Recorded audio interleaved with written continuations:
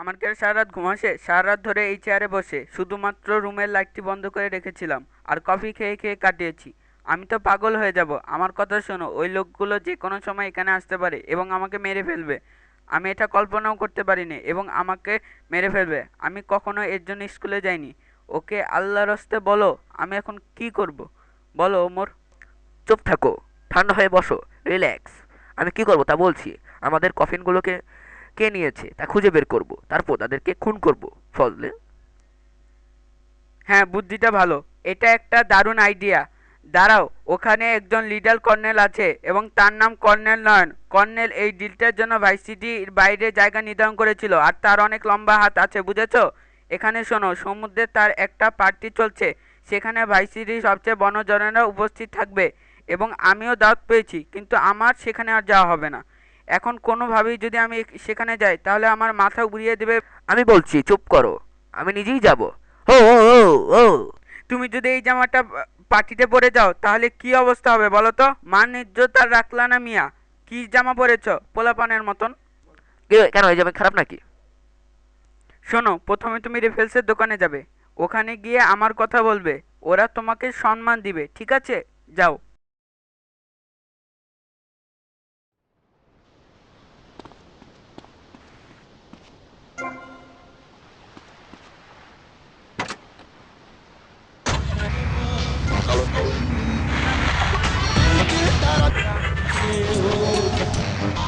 के वो बात को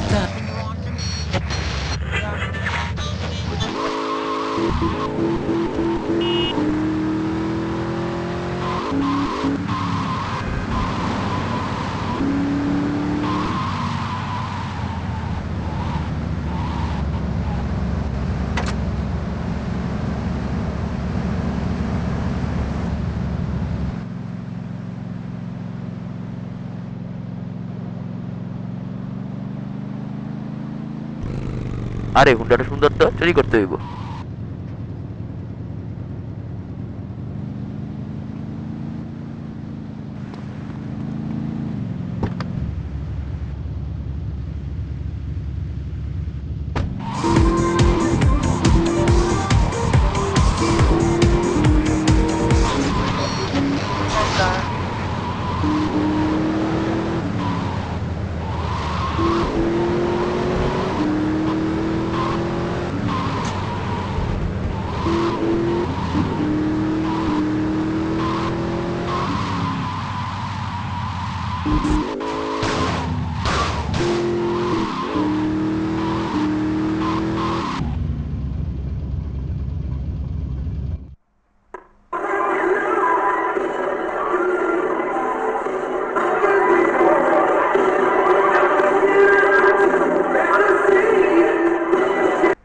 স্বাগতম। আমি জানি মিস্টার ফজলে তোমাকে এখানে পাঠিয়েছে। আশা করি ইদানিং যে সমস্যাগুলো হবে তার জন্য তোমার শারীরিক ও মানসিক কষ্ট হবে না, মিস্টার।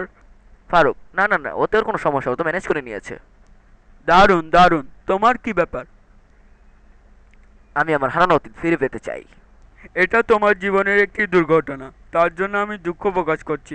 তবে আমি মোর নিজস্বদের মধ্যে চেষ্টা চালাচ্ছি। এটা কঠিন সমস্যা তো, তাই তাই সময় লাগতে পারে। তোমার সাথে এ নিয়ে পরে কথা বলবো। এখন তোমাকে আমার মেয়ের সাথে পরিচয় করে দিই। মার্সিডিস, মার্সিডিস, তুমি কি আমার মেহমানের সাথে ওর পরিচয় করে দিতে পারবে? অবশ্যই বাবা। Please excuse me. Mercedes, party কেমন লাগলো? ঠিক আছে, এখন তোমাকে আমাদের বিচিত্র কিছু গেস্টের সাথে পরিচয় করিয়ে দিই। ওখানে আমাদের নতুন সিনেমা স্টার মর্জিনার সাথে আমাদের এলাকার এমপি মোহাম্মদ মিয়া। আমি যখন ইলেকশনে জিতছিলাম ওই সময় সবচেয়ে বড় ভূমিকা রাখছিল আমার বউ, কিন্তু এখন আর বউরে ভালো লাগে না, এখন নতুন পক্ষী। এবং ওখানে ভার্সিটির সবচেয়ে বড় গাড়ি ব্যবসায়ী কালাচান সবসময় হাসি খুশি থাকে। এখানে আমার সময় একবারে গাড়ি যাবো দিয়ে এলাম দিয়ে যা হোক, আমি এখন একটা খুব ভালো জমির সন্ধান পেয়েছি।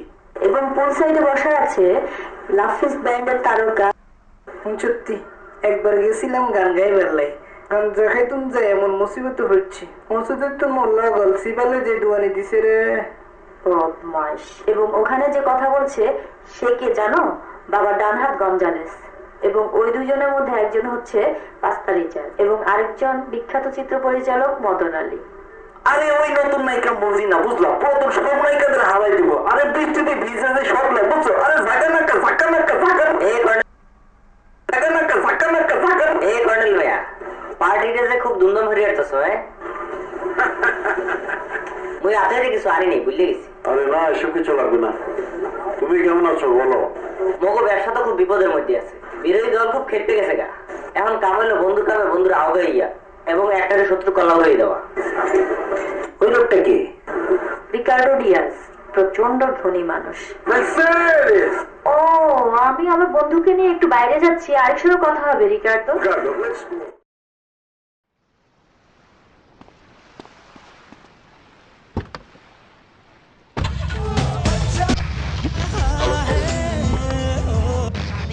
তুমি কি আমার বাবার হয়ে কাজ করবে? হ্যাঁ তো। একজন ধনী এবং পাওয়ারফুল বাবা পাওয়া আসলে অনেক কষ্ট। হ্যাঁ তো।